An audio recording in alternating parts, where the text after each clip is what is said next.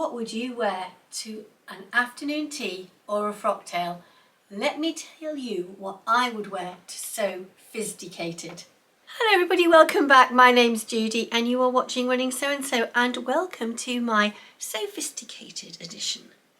I promised many months ago to do a video on what dress or which dress I would like to wear if I was going to go to Sophisticated. Now, I would love to go to Sophisticated, but unfortunately I'm up here in Yorkshire. Sophisticated it is down in Surrey, but there are still spaces, so if you want to go and you've not yet got a ticket, follow the links here and in the description box below. But also they have turned Sophisticated into a little challenge.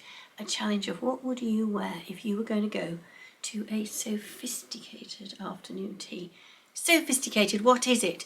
It is the opportunity to make a dress to wear to an afternoon tea or a social event where you want to get dressed up. It's run from the 1st of September all the way through to the 19th. On the 19th, you need to post your make on Instagram. You can have multiple entries, but nothing old, so I can't enter it because everybody that knows me and has watched me before knows that I have made this dress ages ago and I've worn it so many times and shared it on Instagram so many times. But I'm wearing it because it's the ideal dress. When you put your entry on Instagram by the 19th of October, you must put in Surrey Sews. If there are any more hashtags, they will come up down here. I do not have my phone to hand. I'm trying something different with my filming. I can't even see myself because I've got the light round it. So which dress have I chosen? I've left the pattern over there on the bed. Hold on a minute. I have made the utterly delightful Seasons of East Autumn in New York dress. For those of you that have not seen me before, this fabric was a present from my daughter and son-in-law when they went on their honeymoon to New York. Yes, they bought me a Christmas. They bought me a present when they went on honeymoon.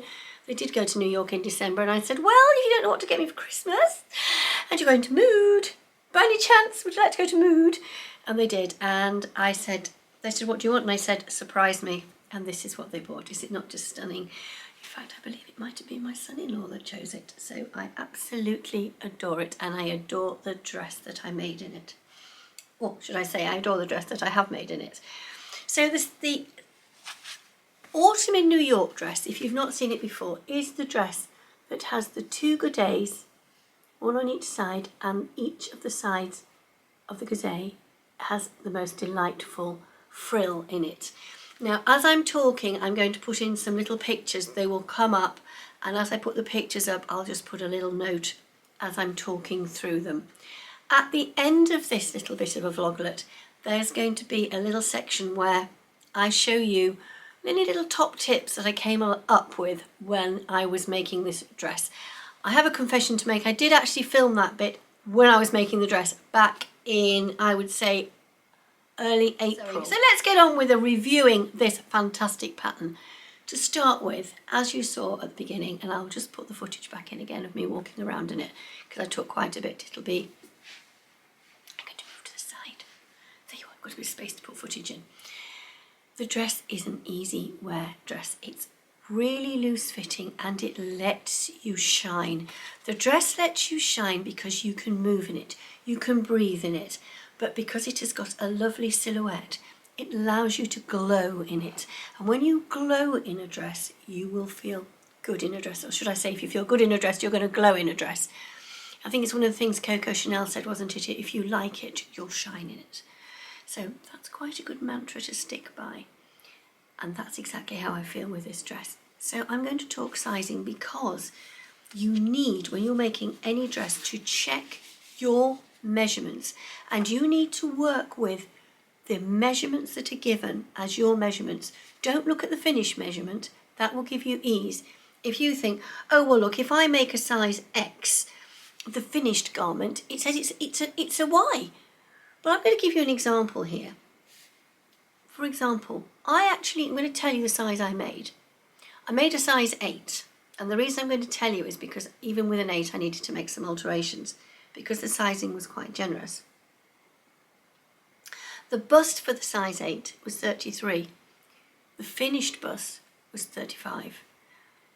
That's okay, but I couldn't have made a 35 because I'd have nowhere to move, and at the moment I've got so much movement in it. The waist said it was 26. The actual finished waist is 35 because it's straight. My waist is 27.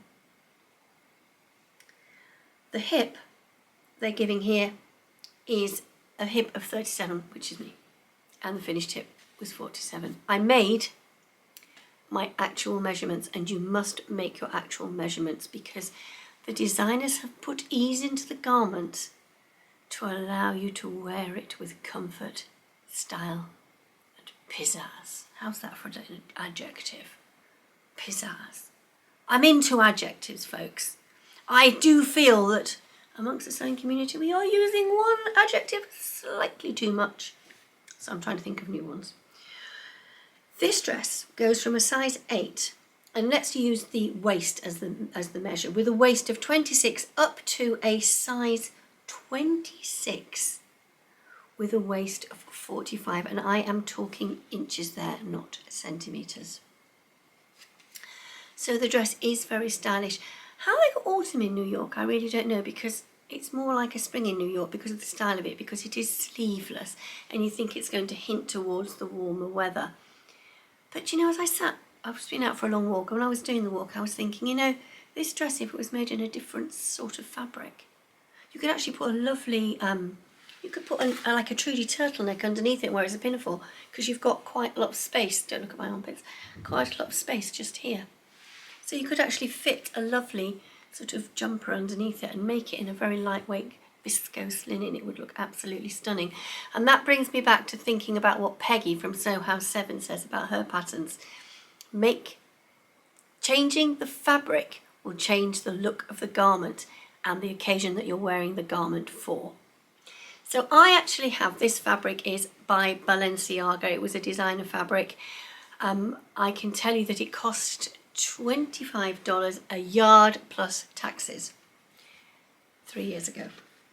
So let's just quickly go through some of the making tips, because when I talk through the making of this garment, and I have actually made lots of notes on the packaging, I actually bought the paper pattern. Comes in a beautiful eco-friendly packaging. Oh my gosh, the instruction booklet is made on recycled paper, and the paper for the pattern is a good quality, environmentally friendly paper. So the booklet itself, it's a beautiful, beautiful booklet. Really clear instructions, some beautiful photographs for the instructions, with an exceptional glossary that tells you everything you would want to know. And it's a British pattern, which always makes me shine a little bit more.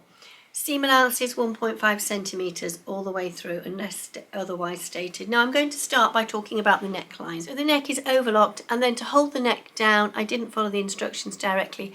I chose to do a hand finish, and I slip stitched, where you pick up just the finest little, tiniest little fibre.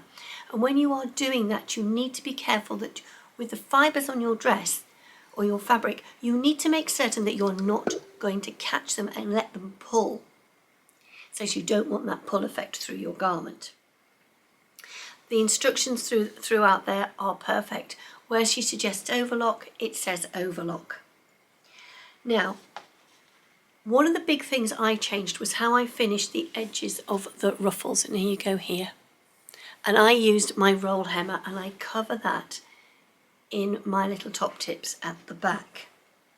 Similarly for the godets, I followed the making of the godets, all very, very straightforward. All the edges they advised to be finished with an overlocker, but the edges of the godet, she says, picking up a godet to show you again, I'm going to have to pull the dress up, has been finished with my roll hemmer. Now, another quick tip to remind you that whatever fabric you use, don't forget to do a stitch test for your needle. The length of your stitch will affect your fabric. I'll always suggest the longer stitch. This is me. I like to sew not on your preset. I like to sew on a 3.3 to 3.6 length stitch, because I am not perforating my fabric unnecessarily when you do your stitch test, take your thread out and do your stitching, pull it out. Check to see if you've got a fabric that pin marks, because that could affect if you actually have to resew any part of your garment. And every single part of this garment went together. Now, the instructions, as I've said, are perfect, but there is one little thing that I would advise you very strongly with. You need to let the garment hang. So that is, when you've finished it, you need to put it on a hanger, make certain the shoulders here are completely at the top of your coat hanger, and you need to let it hang for as long as you can, possibly up to a week. Because of the godets being cut on the cross, they will dip down like so. And you have got to make certain, you cannot then just hem it. You then need to level it. And to level your hem correctly, and I'm sorry if I'm lecturing, but this is, call it Judy's top tip for the garment or any garment sewing. Hems, when levelled, should be on the wearer. The wearer of the dress should be wearing it with the underwear they're going to wear when wearing the dress, any footwear, and hems are levelled from the floor upwards, not the waist down. So measuring from the waist won't work, and the reason for that is it will then account for any lumps and bumps you might have going down.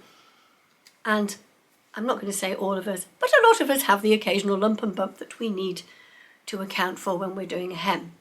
But on this particular dress, the front and back may appear straight, but your godets will go down. And also, the other thing you have to remember when hemming this dress, and I'm going to hold it up now because I did this by hand, you cannot catch your ruffle in with your hem, because if you do that, you will lose the flow of the dress. So you have to do your hem in bits. So you'll have to do 4 bits of hem, that's a front, a back, and 2 godets. And you have to leave this bit flapping. And then I have then carefully hand sewn just in there to hold it down very, very neatly. Would I recommend this dress? Absolutely. This has been one of the most delightful dresses that I have made for many, many years. I'm going to put some pictures in again of me wearing the dress. I wore it to a wedding, I wore it to the gathering, I've worn it to other functions over the summer. I wore it to Castle Howard, to the summer drinks, and I wore it on the cruise with Lorianne to the captain's dinner. If I've got any pictures, I will put them in, I absolutely promise. I'm just going to pause there, and I'm just going to insert the section where I show you some of the little sewing tips that I came up with. I have got all these lovely frills. These are my frills. Now these are my, because I've got them attached to the pattern piece. These are the armhole ruffles, and you have to hem the edges. Now this is me we're talking about, folks.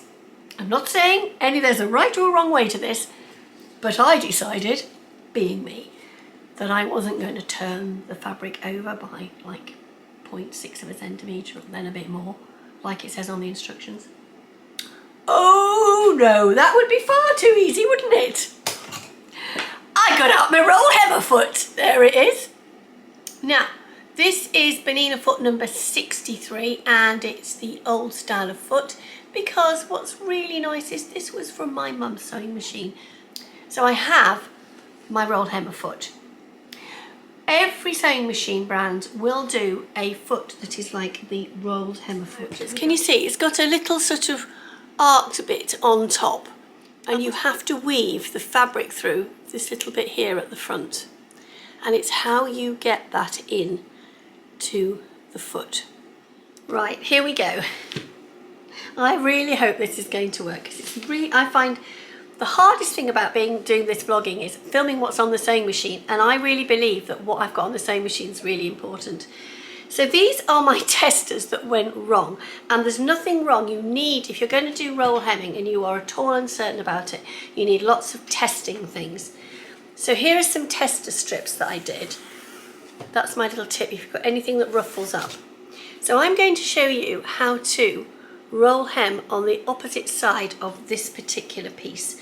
So let me take it off my little bundle that I've got here. and I'm going to tell you what it is that I'm doing. I'm sorry if I'm looking at the side screen, it's because I'm trying to make certain things are in focus. You need to make certain that you can hold on to the end thread.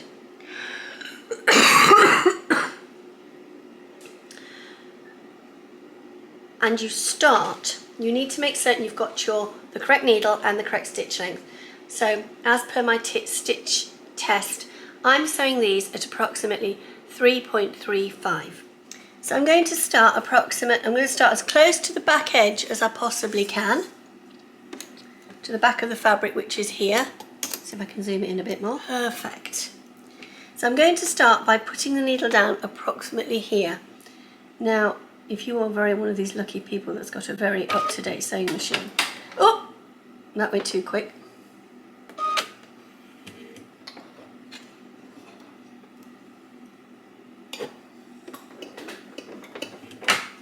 There we go. So here we go, just down from the top, and I'm talking just down from the top, I'm talking millimetres, and approximately 1 centimetre in. Now, I have pressed my foot pedal, which takes this down, and I'm holding onto the threads, and I need approximately 3 stitches. 1, 2, 3. Now I lift the foot up. So the presser foot's come up, and you have to, now I was using a pair of tweezers yesterday to do this.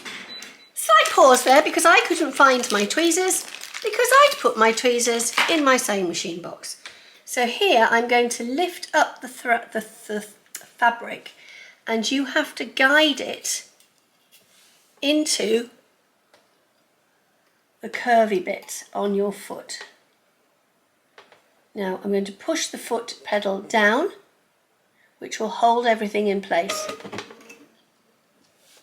I'm just going to take a photograph of this so that you can see what I've done.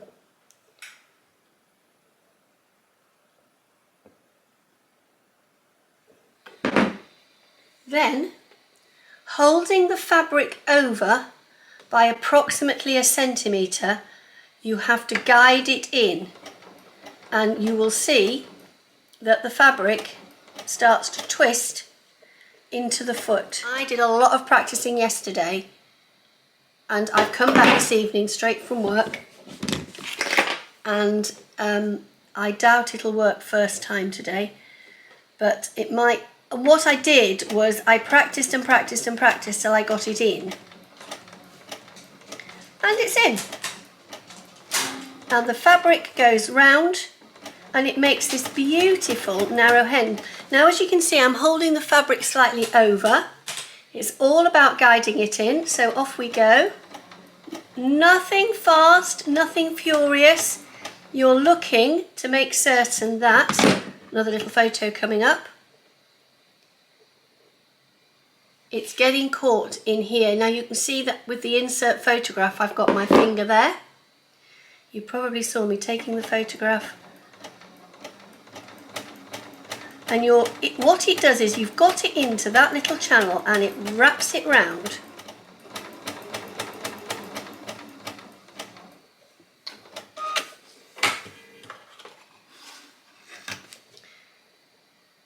So there is the rolled hem.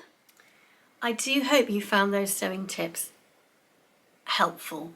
I'm not the best person at reviewing the pattern. Let me know if I've got this right for a pattern review.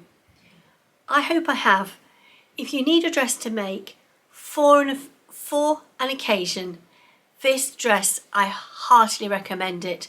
It gives you a good selection of fabrics that you can use to make it. They are recommending that you use it for, I'm going to look down here because I've got the light in my way. Any woven fabric with drape will work, but preferably a light to medium weight. They're suggesting crepe de chine, georgette, lightweight linen, or a rayon.